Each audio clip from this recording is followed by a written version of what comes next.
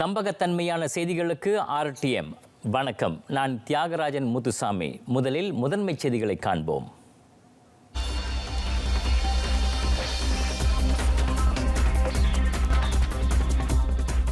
நாடு முழுவதும் மக்களின் நடமாட்டத்தை கட்டுப்படுத்த அரசாங்கம் திட்டமிடவில்லை.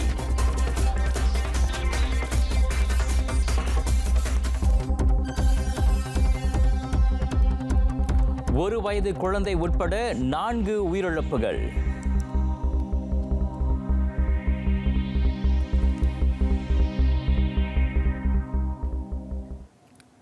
கோவிட்-19 தொற்று சம்பவங்கள் அதிகரித்திருந்தாலும் நாடு முழுவதும் மீண்டும் நடமாட்ட கட்டுப்பாட்டு உத்தரவை அமல்படுத்த அரசாங்கம் உத்தேசிக்கவில்லை.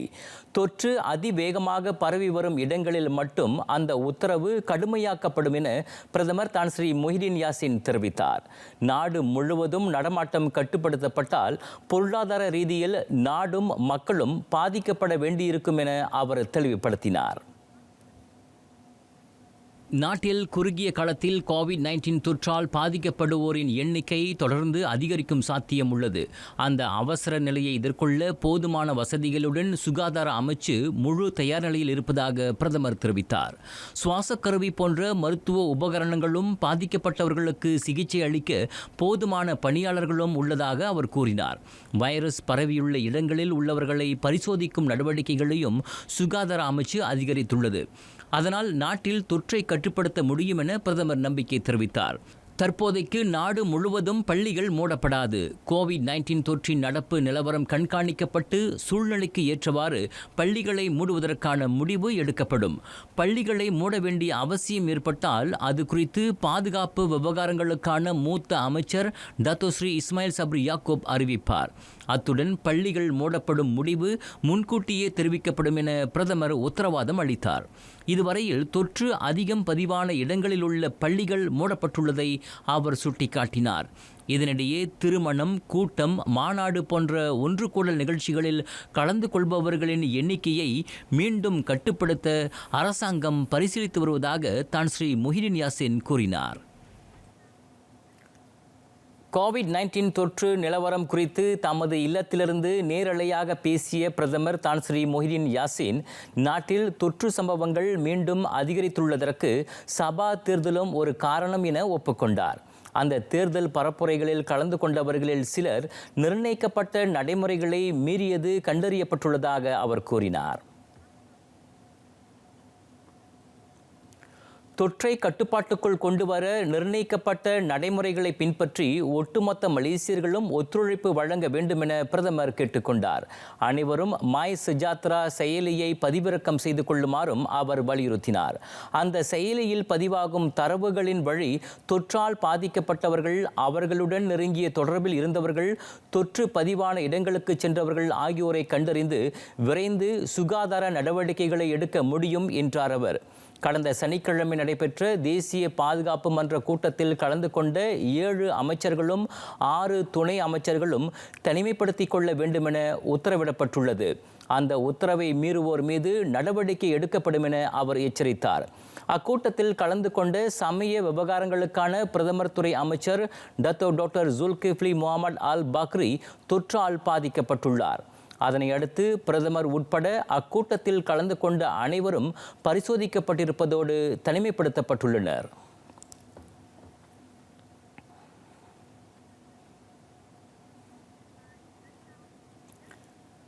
நாட்டில் புதிதாக 691 பேர் கோவிட்-19 வைரஸ் தொற்றுக்கு இலக்காகியுள்ளனர். இதுவரை நாட்டில் பதிவு செய்யப்பட்ட அதிகமான எண்ணிக்கை அதுவாகும். அதில் 688 பேர் உள்நாட்டில் தொற்றுக்கு இலக்கான வேளை 3 வெளிநாட்டில் தொற்றால் பாதிக்கப்பட்டனர் என சுகாதார தலைமை இயக்குனர் தான் ஸ்ரீ டாக்டர் நூர் இஷாம் அப்துல்லாஹ் தெரிவித்தார்.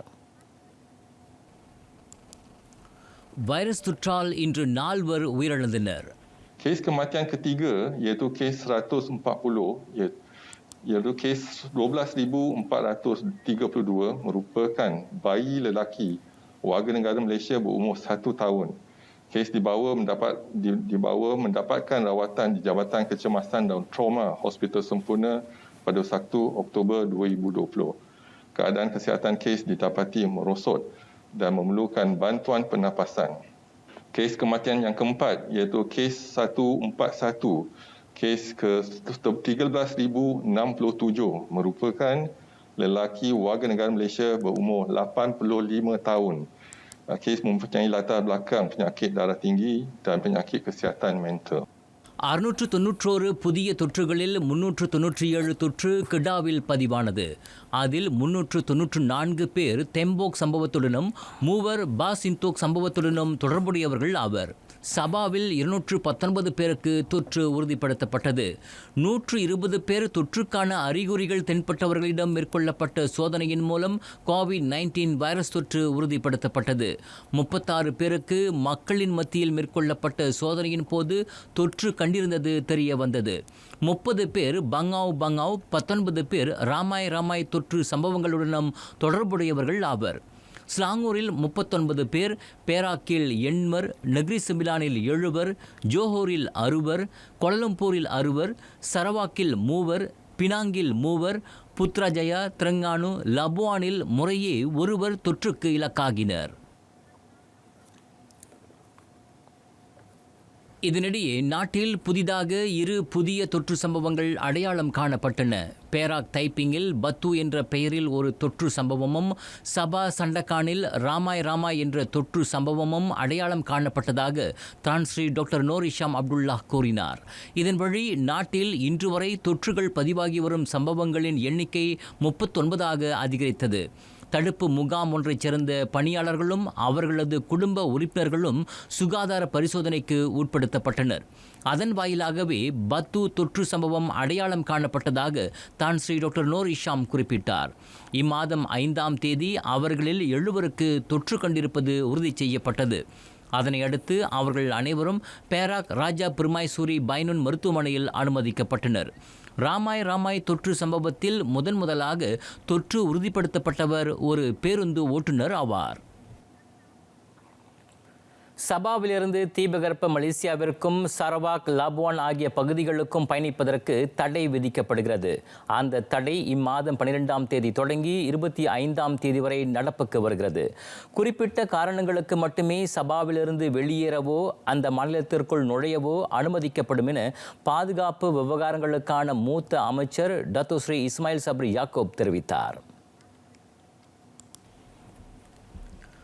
அவசர நிலை, இறப்பு, முக்கியமான சேவை ஆகியவற்றிற்கும் மட்டும் சுகாதார அமைச்சின் அனுமதியை பெற்று சபாவிலிருந்து வெளியேற அனுமதிக்கப்படுகின்றனர். அனுமதி பெற்றவர்கள் தங்களது இலக்கை அடைந்தவுடன் அங்குள்ள நுழைவாயில்களில் கோவிட்-19 பரிசோதனைக்கு உட்படுத்தப்படுவார்கள். இவ்வேளையில் சபாவிற்குள் நுழையவும் குறிப்பிட்ட சில தரப்பினருக்கு மட்டுமே அனுமதி வழங்கப்படும். குறியீட்டை கொண்ட மை கார்டு அடையாள அட்டையை வைத்திருப்பவர்கள், முறையான ஆவணங்களை வைத்திருக்கும் சபா மாநில மக்களை திருமணம் செய்தவர்கள் மட்டுமே சபாவிற்குள் நுழைய அனுமதிக்கப்படுவர். சபா குடிநுழைவுத்துறை வெளியிட்ட மாணவர் அட்டையை வைத்திருக்கும் வேறு மாநிலங்களைச் சேர்ந்த மாணவர்கள், குடிநுழைவு அனுமதியை வைத்திருக்கும் சேவைத்துறை பணியாளர்கள், சபாவின் நிரந்தர குடியுரிமை வைத்திருப்பவர்கள் ஆகியோர் அம்மாநிலத்திற்குள் நுழைய அனுமதிக்கப்படுவர். கூட்டரசு பொதுச்சேவைத்துறையில் உள்ள அதிகாரிகள் சபாவிற்கு செல்வதற்கு முன் சபா குடிநுழைவுத் துறையிடமிருந்து அனுமதி பெற்றிருக்க வேண்டும். இதனிடையே இயல்பு நிலையை நோக்கிய நடமாட்ட கட்டுப்பாட்டு உத்தரவை மீறிய 363 பேரை போலீசார் நேற்று கைது செய்தனர். அதில் 307 பேருக்கு அபராதம் விதிக்கப்பட்ட வேளை 56 பேர் தடுத்து வைக்கப்பட்டனர். முகக்கவசம் அணியாதது, சுய விவரங்களை பூர்த்தி செய்வதற்கான வசதிகளை ஏற்படுத்தி தராதது, தூர இடைவெளியை கடைபிடிக்காதது, கூடுதல் நேரத்திற்கு வர்த்தக தளங்களை திறந்திருந்தது ஆகிய குற்றங்களுக்காக அவர்கள் கைது செய்யப்பட்டனர். ஆப்ஸ் பென்திங் சோதனை நடவடிக்கை மூலம் 151 கள்ள குடியேறிகளும் இடைத்தரகர் ஒருவரும் தடுத்து வைக்கப்பட்டனர். அவர்களிடமிருந்து 5 வாகனங்கள் பறிமுதல் செய்யப்பட்டன.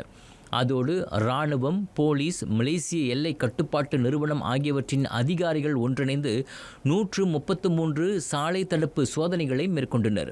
ஜூலை 24ஆம் தேதி தொடங்கி நேற்று வரையில் 42,000 பேர் அனைத்துலக எல்லை நுழைவாயில்கள் வழியாக தாயகம் திரும்பினர். அவர்கள் 65 தங்கும் விடுதிகளிலும் 14 இதர இடங்களிலும் தங்க வைக்கப்பட்டனர். அவர்களில் 9,659 பேர் கட்டாயமாக தனிமைப்படுத்தப்பட்ட வேளை 106 பேர் சிகிச்சைக்காக மருத்துவமனைக்கு அனுப்பப்பட்டனர். 32,235 பேர் வீடு திரும்ப அனுமதிக்கப்பட்டனர்.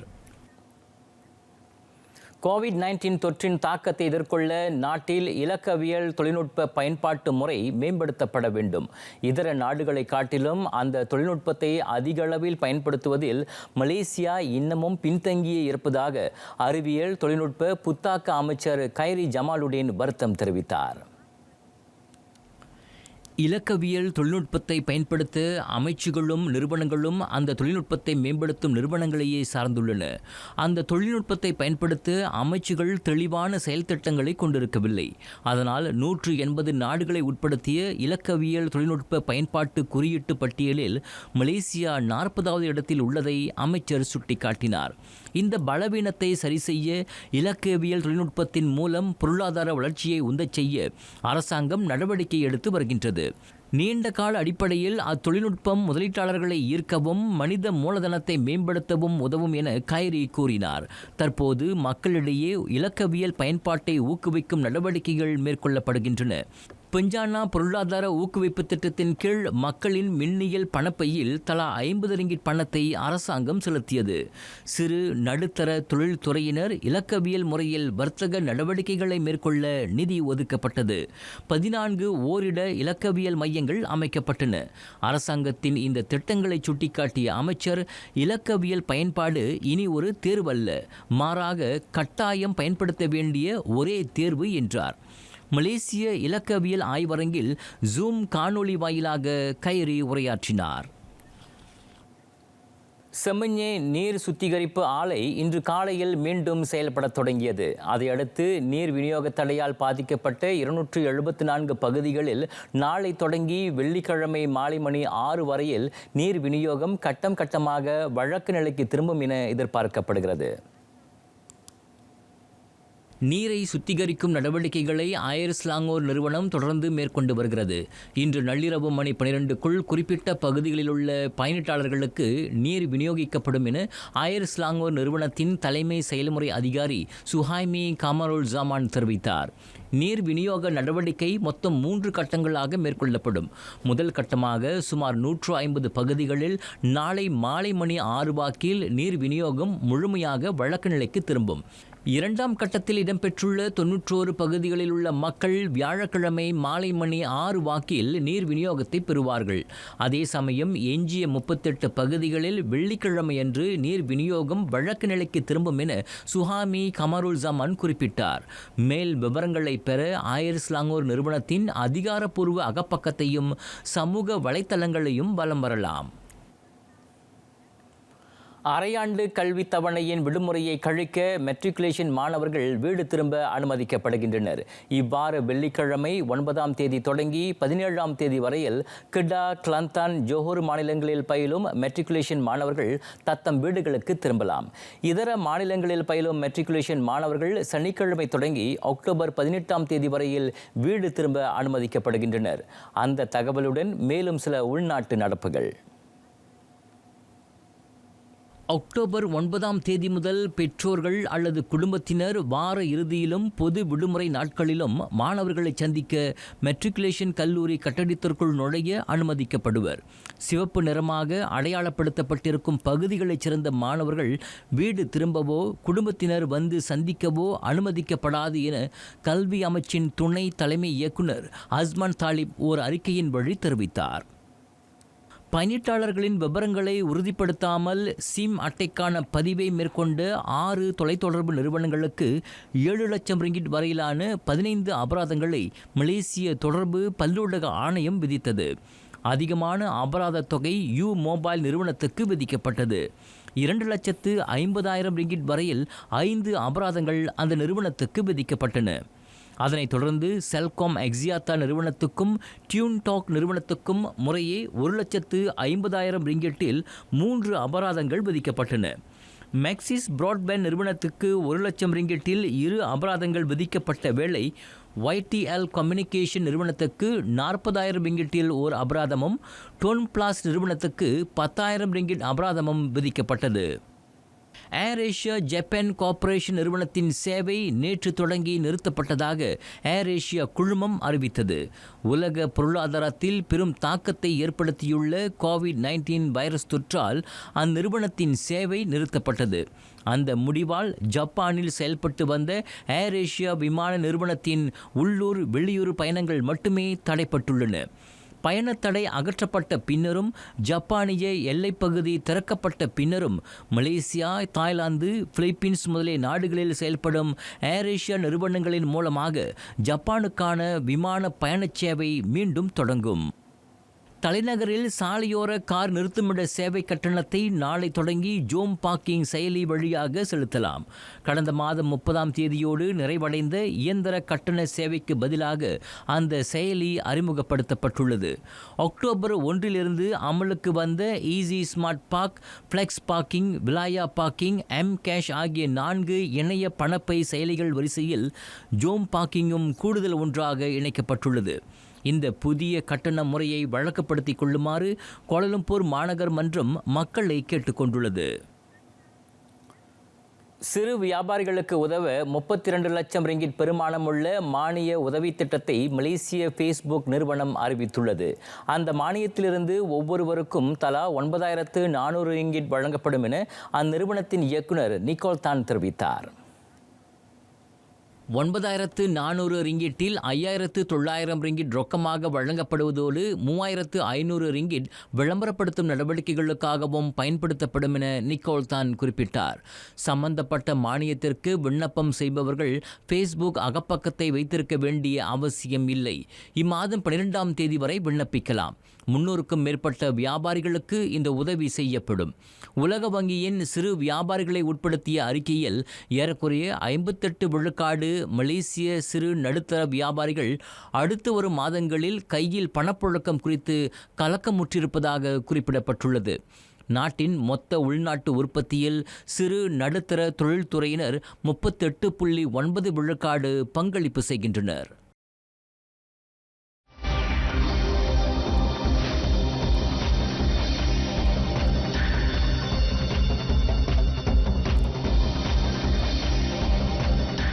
வைரஸ் தொற்றால் விதிக்கப்பட்டிருக்கும் கட்டுப்பாடுகளினால் விரக்தியில் இருக்கும் உலக மக்கள்.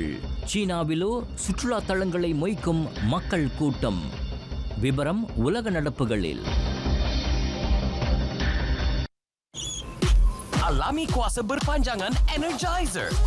Energizer Ultimate Lithium adalah bateri AA kami yang bertahan lebih lama. Energizer disokong oleh sains, dikuasai oleh Energizer.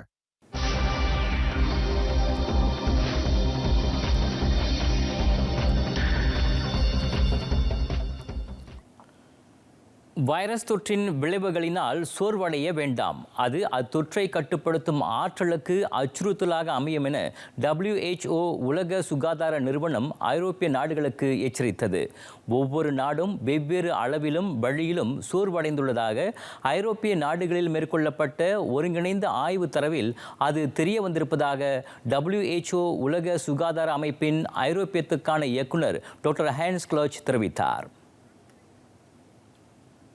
COVID-19 virus பரவலை கட்டுப்படுத்தும் முயற்சியில் கடந்த 8 மாதங்களில் குடிமக்கள் பெரும் தியாகம் செய்துள்ளனர்.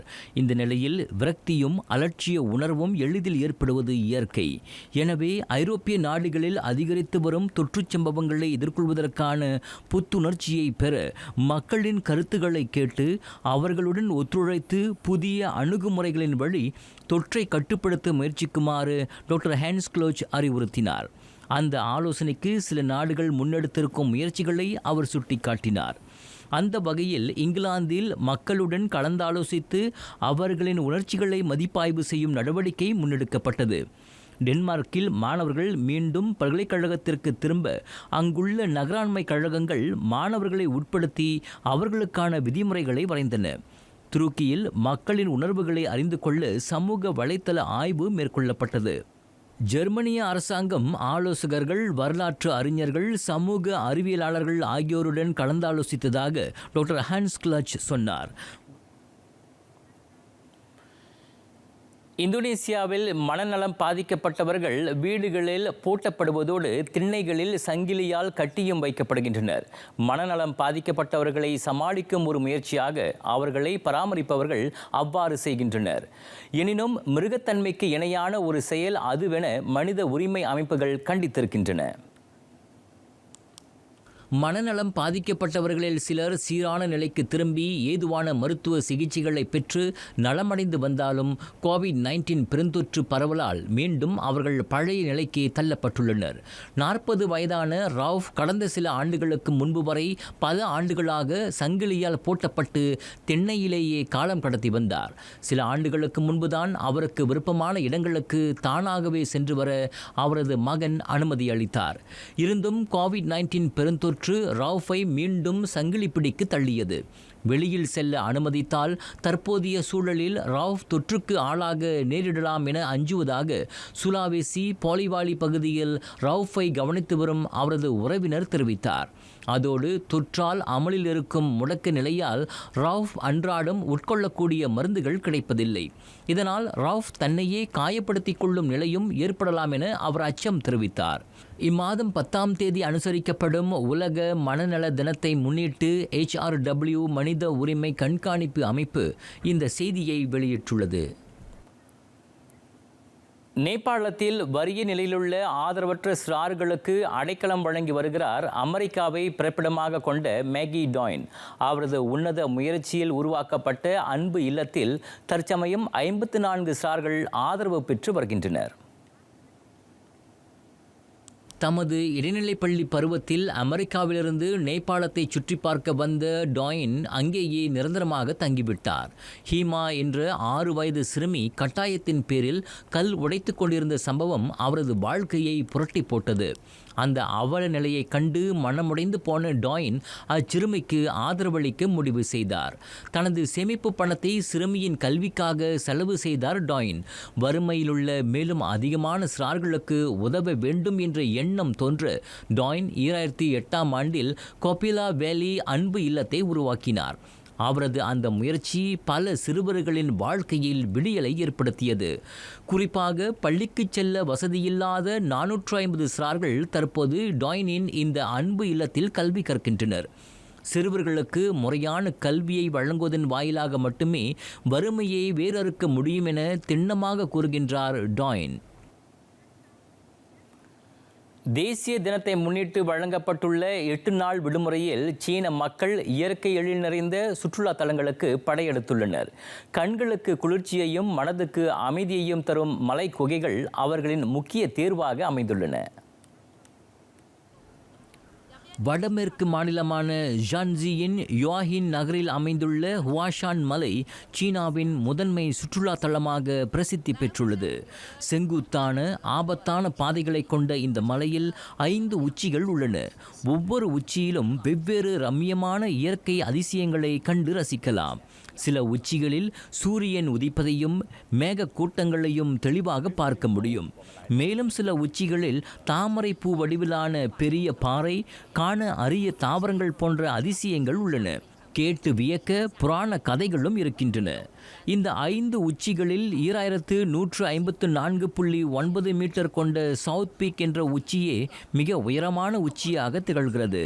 இந்த உச்சிகளுக்கு மக்கள் நடந்தும் செல்லலாம், கேபிள் கார் சேவையையும் பயன்படுத்தலாம். வரலாற்றையும் சமய கூறுகளையும் உள்ளடக்கிய இந்த ஹுவாஷான் மலைக்கு இந்த விடுமுறை காலத்தில் நாளொன்றுக்கு 20,000 பேர் மட்டுமே வர முடியும் என கட்டுப்படுத்தப்பட்டுள்ளது. வருகையாளர்கள் இணையம் வாயிலாக முன்பதிவுகளை செய்து கொள்ள வேண்டும். கோவிட்-19 வைரஸ் பரவுவதை கட்டுப்படுத்த இந்த நடவடிக்கைகள் எடுக்கப்பட்டுள்ளன. சீன சுற்றுப்பயணிகளை வெகுவாக ஈர்த்துள்ள மற்றும் ஒரு மலை குகை மைஜிஷான் குரோட்டஸ். கோதுமை பயிர் போன்ற வடிவமைப்பை கொண்ட இந்த குகை 142 அடி உயரத்தில் உள்ளது. கன்சு மாநிலத்தின் டான்ஷுய் நகரில் உள்ள இந்த குகையில் புத்தர் சிலைகள், சுவர் ஓவியங்கள் என பல அற்புதங்களை சுற்றுப்பயணிகள் கண்டு வியக்கின்றனர். Kini kembali Liga Terhebat Dunia. Musim baharu buka tirai. Semua mulakan saingan dengan kosong. Mereka semuanya sama. Hanya kerana mereka menang musim lalu, ia tidak bermakna untuk 19 pasukan lain yang mempunyai misi yang sama. Premier League hanya di Astro.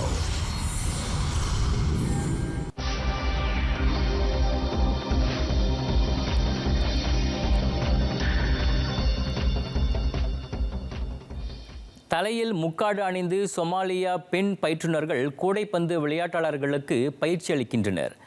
அவர்களை வெப்பம் மட்டும் தாக்கவில்லை, மாறாக குடும்பத்தினரின் வெறுப்பையும் பொது இடங்களில் பெண்கள் எந்த ஒரு விளையாட்டுகளிலும் கலந்து கொள்ளக்கூடாது என வற்புறுத்தி வரும் துப்பாக்கிகளை ஏந்திய கும்பலின் அச்சுறுத்தலையும் அவர்கள் எதிர்நோக்கியுள்ளனர்.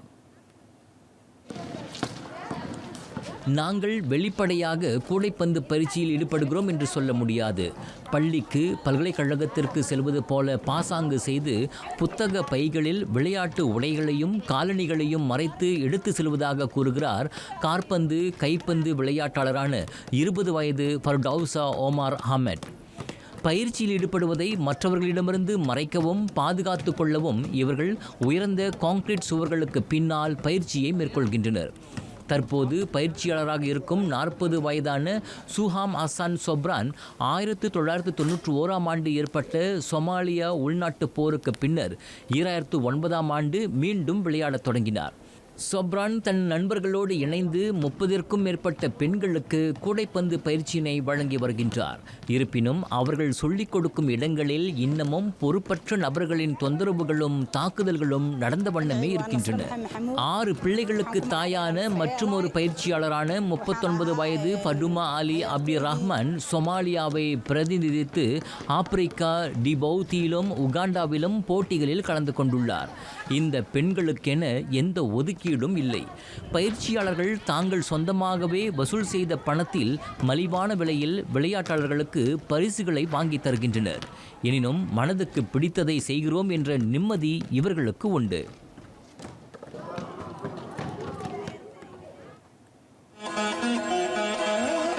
குறளும் விளக்கமும். குறள் 374. இருவேறு உலகத்து இயற்கை திருவேறு தெள்ளியராதலும் வேறு. உலகின் இயற்கை நிலை இரு வேறுபட்டதாகும். ஒருவர் செல்வமுடையவராகவும் ஒருவர் அறிவுடையவராகவும் இருப்பதே அந்த வேறுபாடாகும் என்கிறார் திருவள்ளுவர்.